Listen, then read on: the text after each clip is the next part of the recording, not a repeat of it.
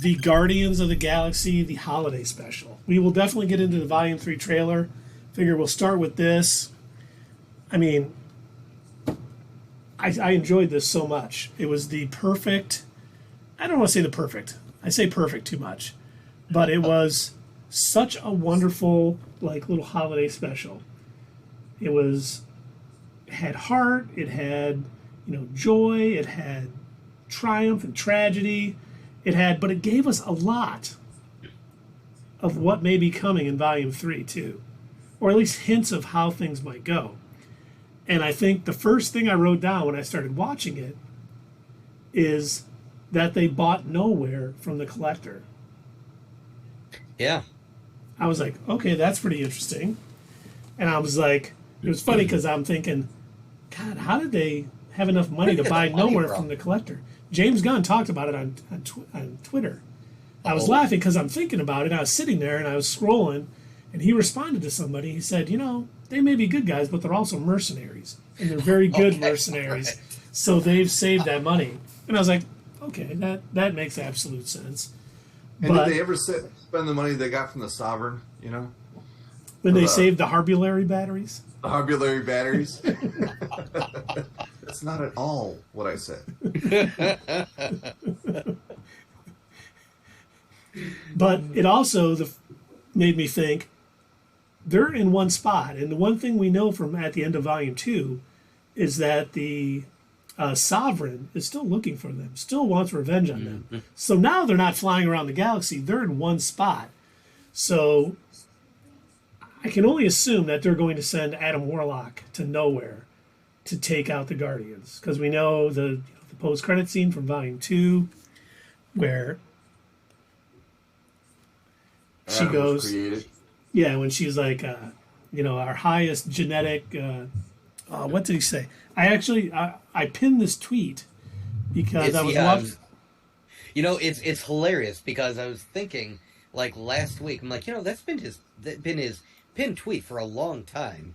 Like, I wonder when he's going to change that. And then all of a sudden the Guardians trailer drops today. Yeah, Aisha said... well, no point now. Aisha says that Adam is the next step in our evolutionary. Really lends a little bit of credence to our theory that the High Evolutionary is going to have some hand in his creation. And I wonder, it's seemingly a very high percentage that the High Evolutionary created Rocket in the MCU. And it's really cool that they actually move the story along in this special by showing that step that they bought Nowhere. And obviously everyone there loves Quill. They want to throw him a Christmas on Nowhere. So that's pretty cool. And we get that nice... It didn't more than just be a special. It moved the story along. Right. Yeah. It did multiple things. And, finding out Mantis was Star-Lord's sister, which shouldn't have been a surprise to anybody. Oh, sorry. What? But it was so well done. James Gunn has a really great way of writing emotional scenes like that. He's not overly sappy or anything. Mantis was really worried about it, and she even stated earlier in the special, I don't want him to think of, his dad killing his mom and trying to kill him when he thinks of me because I'm his sister. And of course, it's, no one's going to think like that. He's not going to be like, wait, you're my sister? Oh my God, my dad tried to kill my dad killed my mom and tried to kill me. Like, oh shit. It was such a great scene that both Pom and, Chris Pratt pulled off. It was well done. I really enjoyed it. Oh, yeah. We also, one of the things I was laughing at is, did you notice that when they got the map to the stars and they were going to neighborhood, it showed Margot Robbie, it showed John Cena, and then some other people. I wonder if there's a story associated with them being at their houses too that they'll reference back to at another time. I was like, oh, that could have been funny, actually. John Cena playing himself in this. That would have been pretty good. Oh, that would have been funny. That's funny. Well, and what else did they say? Was it in this that they said the Batman like a million times? Yes. Yeah, at the end. I was just gonna say that they brought up like Wayne? a lot of Batman. they brought up a lot of like DC things, and so Yeah. it's funny whenever you see in one of these either a DC movie or a Marvel movie where they bring up the other company's properties. Like for this, they're talking about like Batman, or they might mention they mentioned Superman and the Eternals, things like that. So it's always funny when they do that. And I love, by the way, that they go to Earth and rather than so first off, people are freaked out when they see the ship because of course they are. Earth has been invaded so many times now. This is just like, oh God, now who's coming to destroy you? Here we go again. Right. But then when they're walking on the street, it's like, okay, yeah, you're just another costumed person. Let's take pictures with you. And I love their complete misunderstanding of how currency on Earth works. That was great when she saw the guy dressed up as Captain America. She's like, Steve! And she yes. Oh, man. Which I didn't know that she knew him like that. Yeah, they must have had a party or something afterwards. Just met him once. Yeah. Right? In battle. Yeah, I was like, what is it, like just during battle? But the best part of the best part around, there is a party. Yeah, that is true. That is true. I think the best part of that whole them taking pictures with all the cosplayers and making money was the GoBot that was there. Yes. Because and then he said GoBots to stuff. Oh my God, it was great. Great. I will never forget growing up when Transformers and GoBots were huge, and I asked my parents for a Transformer, and my mom brought me home a GoBot. So seeing Drax beating the crap out of that GoBot was extremely therapeutic for me. It actually helped dispel some childhood trauma of getting a GoBot instead of a Transformer. So, I got to thank James Gunn. That was very nice. I feel like that is no longer with me. A weight is lifted off my shoulders. I no longer have to worry about GoBots and presents. But I love the fact that apparently GoBots are real. Now it's canon Marvel that it's sort of like Dave, I'm gonna have to take this from you. The Transformers reference, or what was it? Voltron in Rick and Morty. What was the robots that they found? Voltron. Voltron, yeah. Mm-hmm. So in the Rick and Morty universe, Voltron robots are real, and now GoBots are an actual sentient species in the MCU. In the MCU. You gotta bring out what you can, right? Mm-hmm. Who's better to do it? And then the one last thing, it was nice too that there was no real antagonist to this, no real villain, because at first James Gunn had said he'd written a villain into it, and he was glad he went away with it because I don't think that would have fit the Christmassy vibe as much. It was more, unfortunately, them kidnapping Kevin Bacon, finding out he's a horrible actor, not a horrible actor, but an actor, and they think all actors are bad people. And then Mantis using her powers, and then him figuring out, hey, I got to bring some Christmas cheer to these people. Because I like when Drax was like, Peter Quill saved the entire galaxy with dancing, and he was like, oh, really? Yeah, I thought Kevin Bacon was awesome. Yes. I wondered if they were going to reference his appearance in what is now a part of the MCU. Is in First Class, X-Men First Class. Yeah, Sebastian Shaw. Make a quick reference to that, but they didn't. Yeah. They probably will. Missed opportunity. Is First Class? I know that Disney owns all the Fox properties. Is First Class officially a part of the MCU though? I would assume it's part of the multiverse. Yeah, that's what I was Okay, thinking. that I could accept. Part of the multiverse. I could accept that. And then the one last thing I have in my notes from the special, Kraglin talking about how he still has not gotten the hang of the arrow. Yeah. I wonder if that's going to be a Volume 3 storyline, like him coming into his own, practicing, and basically learning how to do it, and finally being almost at the same level as Yondu. Because that'd be a nice little touch to have him finally getting that. That would be nice. Did you see how it was embedded in his head, though? You see the way his skin wrapped around it? Yeah, isn't that the way that it worked with Yondu too? Yeah, but it looked like it was more painful for Kraglin, you know? It was like, it looked like this is, I don't know, the way his skin formed around it. Maybe it works like, it's like Sith rules. So you have to be in pain for your power to be at full strength. Helps him focus. Right. It has to make him angry. Good. Good, your hate has made you powerful, young Skywalker. Something dark side. Going back to something that Dave said earlier, when we see how much they love Peter and how they're going out of the way, everybody, to decorate, to learn all about Christmas, kind of, with that song, I don't know what Christmas is. I love too. I was dying laughing when he's like, "You just picked these up a few hours ago." Right? Oh yeah, good point. It's so meta. It's like we have to explain how they're able to play these instruments so quickly. Right? Do you just pick that up? It was very much a Christmas special with the little animated scene, and where was it? Was it James Gunn himself that said on Twitter, or maybe it was in an interview? Didn't he say that this entire holiday special was sort of an homage to the Star Wars holiday special, just not terrible?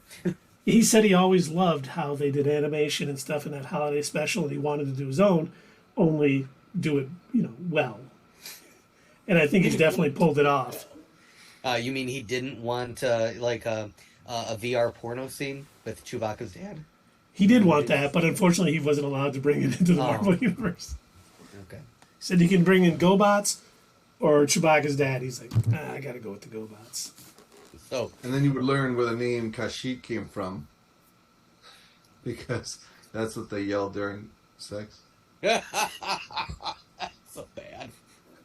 So, well, there goes all the viewers. Speaking of James Gunn's tweets, a few things that I wanted to bring up in reference to this. So people were tweeting at him about different aspects of this special, and he's really good about answering fans on Twitter.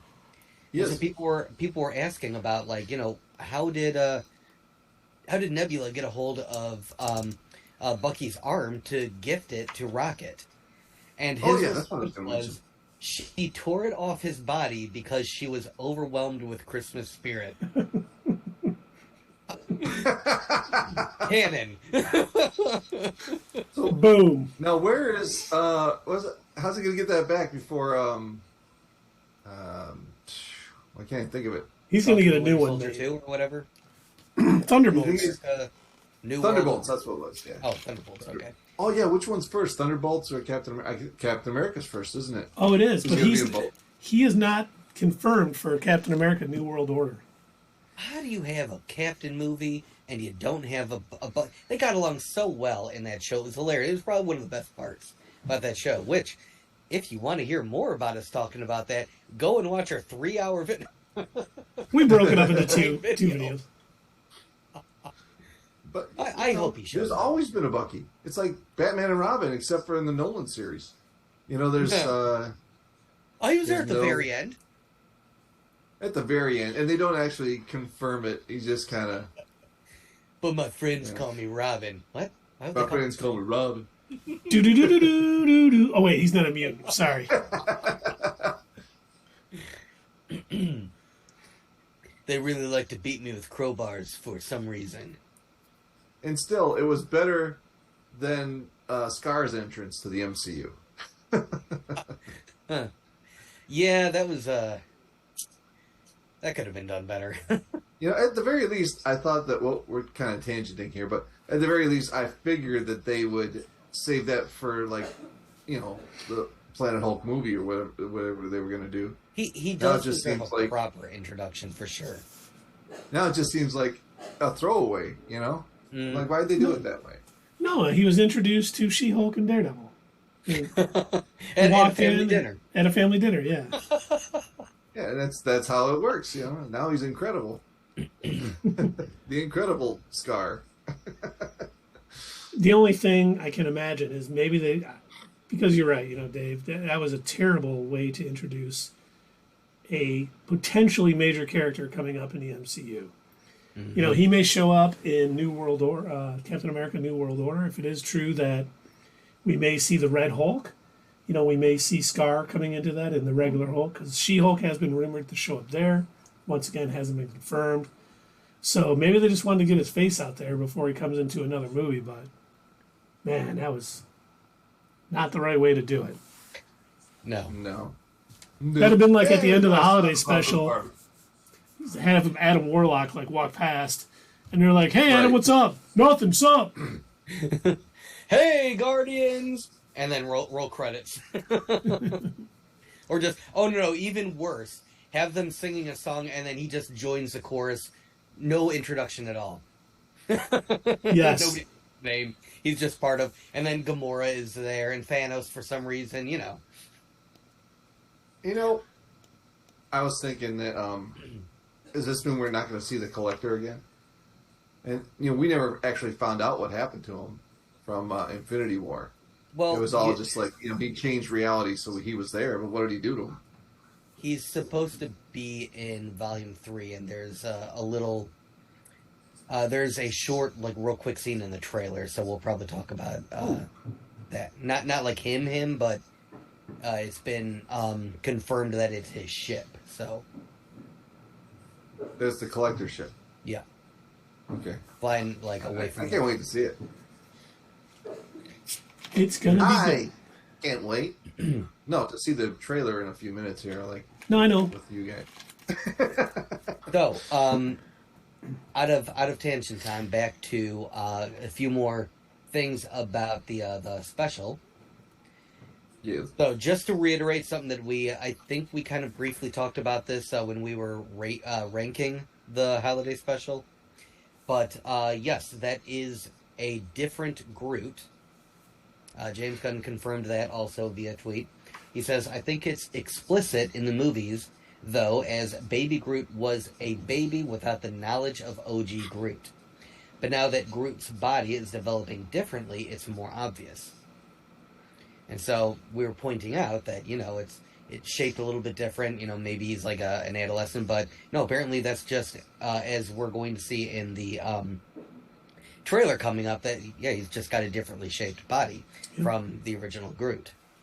And also, did you know that James Gunn was did the motion capture of Dancing Groot while listening to I Don't Know What Christmas Is? I thought that was pretty funny because he danced. He also did that to Baby Groot's dance at the beginning of Volume 2 when they were fighting to save the Harbulary batteries. Mr. Blue Sky. That was the segue. Yes, motion capture, because it turns out that was all CG. That was not a guy in a costume. So people were bringing that up on Twitter, like, hey, what was up with the weird choice to have a dude in a costume for Groot and things like that. And James Gunn responded, it wasn't. That was complete 100% CGI. And he actually took that as a compliment. He was like, they made it look so realistic that people were confusing it for a dude in a suit. I thought it looked a little funky, personally, and I think we mentioned that. But James Gunn seemed pleased. I'd say he's in puberty, He's going through a lot of changes as a tree. He said, that's a nice compliment to our hardworking, awesome VFX artists. Which every one of them keep complimenting the visual effects artists. Because they're shit on so often during award ceremonies and stuff. Yeah. Which is a shame because they do work hard. Yes, they do. And then again, just to reiterate what we said earlier, he is specifying that yes, GoBots are canon. And that was pretty much all of the major things that he had mentioned in regards to this. Now, another thing that I wanted to ask you, gentlemen, because this is James Gunn and this is what he does and all of the things that he puts together, what did you think of the music selection for this special? Fantastic. Heard some Smashing Pumpkins, the old 97, a new song co-written by James Gunn. I mean, everything about it. It was not the standard sort of holiday songs. I thought it was, as every music collection, every volume he puts together for his movies, just great. Really fits the scenes and really does a great job. I agree. I also liked the addition of that song from Saturday Night Live. Which one? It goes something like something, something, something, something, but Christmas time is here. That was a song that they used to sing during the Christmas special of Saturday Night Live back like in, I want to say, the late 90s, early 2000s era. I did not know that. Yep. I had stopped watching by then. You know, it's weird. Everybody in their life for like has a section of their life that they did watch SNL. You know, my parents watched the originals. You know, Bill Murray and all them, and I got started on it. Eddie Murphy and Joe Piscopo. You know. Yeah. Yep, Billy Crystal. Yeah, and what's her name from Seinfeld? Julia Louis-Dreyfus. Yeah, she was on there. Yep. It was a good cast. I started getting into Saturday Night Live. I was aware of it back when like Adam Sandler and that guy in a little coat. Chris Farley. Chris Farley, yeah. Back when all of them were on, I was like aware of it. I didn't watch it regularly. I didn't really start like getting into it until Andy Samberg was on. That was like when I was watching it pretty regularly because I liked The Lonely Island. I didn't watch for a long time, and Andy Samberg brought me back because the stuff he did with like Natalie Portman's Rat. Yes, I was waiting for you to say that. The Lazy Sunday about going to see. Oh my God, some of those are just brilliant. Yeah. Oh, well, I saw the ones with Justin Timberlake. Those were hilarious. Like, they were funny, yeah. And Susan Sarandon was on there. Now the rest of the Saturday Night Live episode, without the Lonely Island, you know, it was hit or miss. But you know, their skits were always good. Yep. Yeah. And yeah, the Natalie raps, those are great. I'm telling you, if you haven't seen the one where they're going to see the Chronicles of Narnia on like a Sunday morning baked, it's worth it. It's the Chronicles of Narnia. 2, 4, 6 Baker's dozen. Wow, we immediately tangented back off again. We did. And just so you know, Dave, Chris Parnell, the voice of the dad from Rick and Morty, is on the Chronicles of Narnia, yes. Yep. I knew he was on SNL. He was the guy, not the guy, but he was the guitarist in the More Cowbell skit. Really? Okay. Yeah. I love that skit. That's hilarious. He was also the doctor on 30 Rock. He was on 30 Rock? Yeah, he played a doctor. He was great. He'd be like, you know, we have to tell you, or most doctors will tell you, don't eat, you know, anything the day of a surgery. But not me. I say get in there and have a huge breakfast. Oh, Lord. All good stuff. But hey, are we done with the holiday special? I think so. I think we pretty much covered everything. We mentioned that it's great. We've ranked it in our last stream. Yeah. This is a good one. This is going to be one that I might go back to for sure. I've watched it a few times. I've told you. The kids wanted to watch it again, and it's good stuff. And don't forget to hit us up at Twitter, leave a comment down below, and we will see you next time on Not Your Status Quo.